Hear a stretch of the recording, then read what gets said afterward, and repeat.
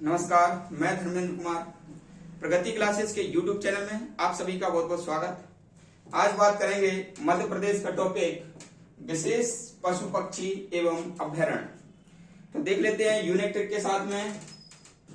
Topic काफी अच्छे से तैयार किया गया है, आपको अभी के अभी ये याद हो जाएगा।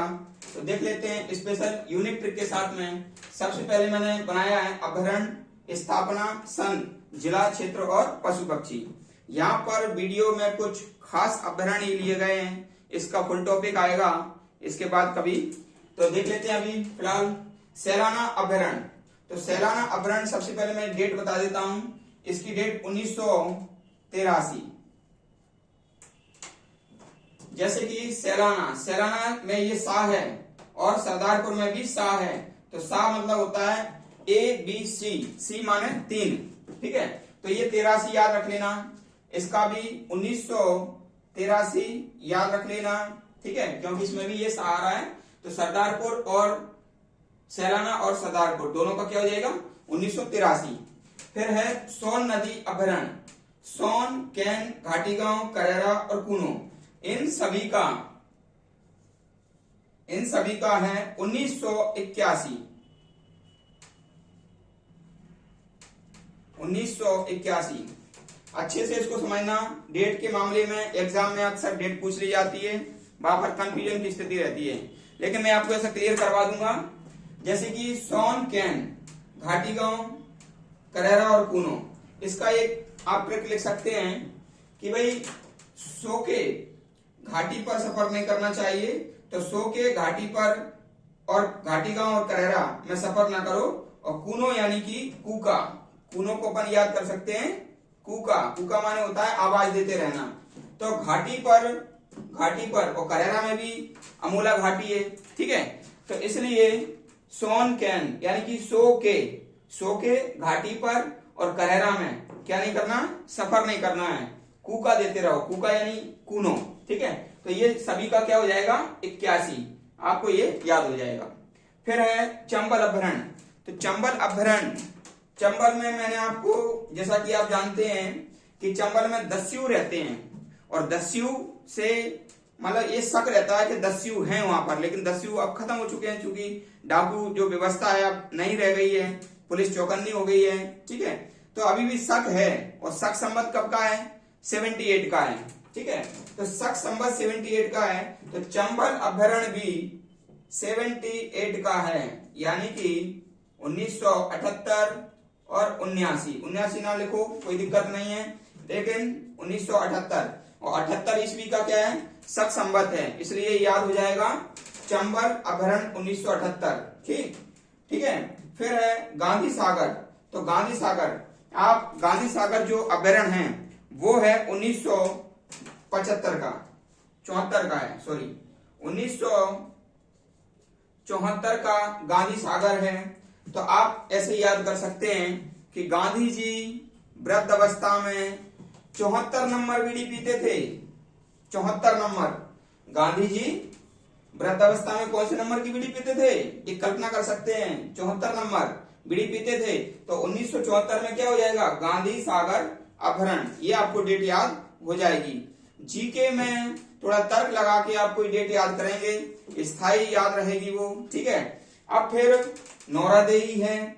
तो भाई जब गांधी जी वृद्ध अवस्था में 74 नंबर की बीड़ी पिएंगे तो 1 साल बाद गांधी जी झुक जाएंगे। झुकना यानी कि मान लीजिए जो कमजोरी आ जाती है तो झुक जाते हैं भाई। बीड़ी जो ज्यादा पिएगा उसमें नशा रहता है, शराब में भी नशा रहता है, वो झुक जाएगा। और झुकने को कहते हैं नौरना यानी कि नौरादेई। तो कब झुक रहे हैं 1 साल बाद। तो 1 साल बाद की यहाँ पर डेट आ जाएगी 1975, ठीक है। तो इस प्रकार से ये सारी डेटें आपको याद हो जाएंगी स्थायी रूप से। तो एक बार फिर से मैं रिकॉल कर देता हूं। सैलाना और सरदार दोनों सी से हैं, तो सी यानी कि 1 2 3 है। तो 1983 याद हो जाएगा। सो के घाटी पर सफर नहीं करना है और करेरा में नहीं करना है, कूका देते रहो, ठीक है। सो के घाटीगांव और करेरा में सफर नहीं करना है, क्योंकि करेरा में भी क्या है अमूला की घाटी है, ठीक है। कूका देते रहो, कूका यानी कि कूनो, ठीक है। तो ये सब 1981 का है भाई, ठीक है। सोन नदी अभ्यारण्य, केन नदी अभ्यारण्य, घाटी गांव अभ्यारण्य, करेरा और कूनो पालनपुर। फिर आता है चंबल अभ्यारण्य। चंबल में डाकुओं की समस्या है, डाकू वहां पर है कि नहीं अभी, इस प्रकार का शक है। और शक संवत होता है ये शक संवत है 78 ईस्वी का, तो ये डेट याद हो जाएगी 1978। यूनिक ट्रिक है, अच्छे से याद हो जाएगा आपको। गांधी सागर, गांधी जी कौन से नंबर की बीड़ी पीते थे वृद्धावस्था में? 74 नंबर। तो गांधी सागर अभ्यारण्य 1974।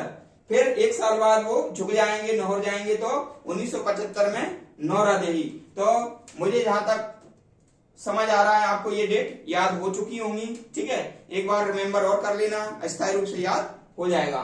फिर है आपका जिला एवं क्षेत्र। यहां से भी क्वेश्चन आ जाता है कि कौन सा अभ्यारण्य का किस क्षेत्र में या किस जिले में है, तो इसका भी आप देख लो। सैलाना, ये सैलाना है रतलाम में, रतलाम क्षेत्र में, रतलाम जिले में है। सरदारपुर अभ्यारण्य है धार में। सोन, ये है शहडोल में, शहडोल। और ये जो विस्तारित है, ये जो विस्तारित है सोन नदी अभ्यारण्य, जिला तो शहडोल है लेकिन सीधी, सतना और सिंगरौली के कुछ कुछ क्षेत्र इसमें विस्तारित हैं भी, ठीक है। और केन नदी अभ्यारण्य, ठीक है, केन ये पन्ना, छतरपुर क्षेत्र में है विस्तारित। घाटी गांव अभ्यारण्य, घाटी गांव अपना ग्वालियर जिले में आएगा, ग्वालियर जिले में आ जाएगा। करेरा अपना शिवपुरी जिले में आ जाएगा, शिवपुरी जिला के अंतर्गत। फिर है कूनो पालनपुर, कूनो पालनपुर श्योपुर जिले के अंतर्गत आता है।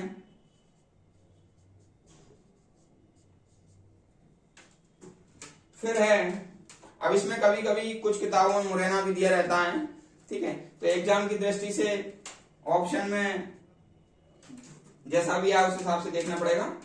तो वैसे लगभग श्योपुर, कुछ किताबें श्योपुर मानती हैं और कुछ मुरैना मानती हैं। चंबल अभ्यारण्य, तो चंबल अभ्यारण्य, चंबल 3 राज्यों से घिरा हुआ जो घड़ियाल का और मगरमच्छ का सबसे बड़ा अभ्यारण्य है ये प्रदेश का चंबल अभ्यारण्य। तो ये 3 राज्य हैं, मध्य प्रदेश, उत्तर प्रदेश और राजस्थान, ठीक है। मध्य प्रदेश में ये मुरैना, भिंड मुरैना में है, भिंड मुरैना, ठीक है। और उत्तर प्रदेश में ये इटावा में, इटावा का कुछ क्षेत्र है। और राजस्थान में धौलपुर का कुछ क्षेत्र इसके अंतर्गत आता है भाई, ठीक है। तो 3 राज्यों से ये है भाई, ये चंबल अभ्यारण्य, ठीक है। फिर है गांधी सागर, गांधी सागर ये मंदसौर में है,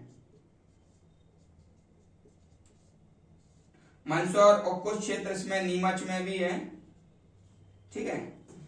नौरा देवी ये सागर जिले के अंतर्गत आता है, लेकिन कुछ क्षेत्र में दमोह और जबलपुर भी आ जाएगा।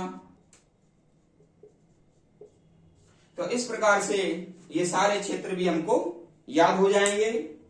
रतलाम, धार, शहडोल, पन्ना, छतरपुर, ग्वालियर, शिवपुरी जिला, श्योपुर और मध्य प्रदेश, उत्तर प्रदेश, राजस्थान का कुछ क्षेत्र, ठीक है। और मंदसौर, नीमच, सागर, दमोह, जबलपुर। अब एक आखिरी क्वेश्चन यहां से बन सकता है कि कौन सा अभ्यारण्य किस जंतु या पक्षी के लिए स्थापित किया गया है मुख्य रूप से। तो वैसे तो क्या है, अभ्यारण्य बहुत बड़े क्षेत्र में एक निश्चित विशेष पशु पक्षी के लिए बनाया जाता है। तो देख लेते हैं यहाँ पर भी जो सैलाना अभ्यारण्य है और सरदारपुर अभ्यारण्य है, तो ये दोनों खरमोर पक्षी के लिए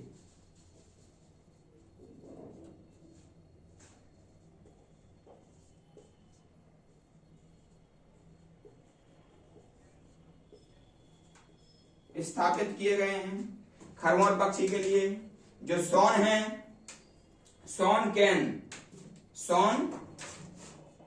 कैन और ये आपका चंबल, ये तीनों घड़ियाल और मगरमच्छ के लिए हैं। ठीक है, तो स्वॉन और कैन।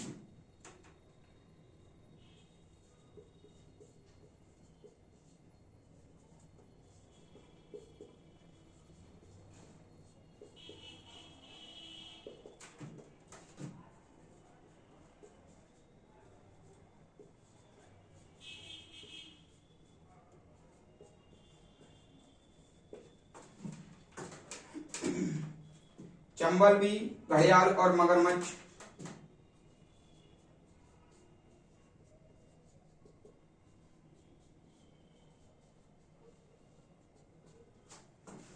कैन नदी, घाटी गांव।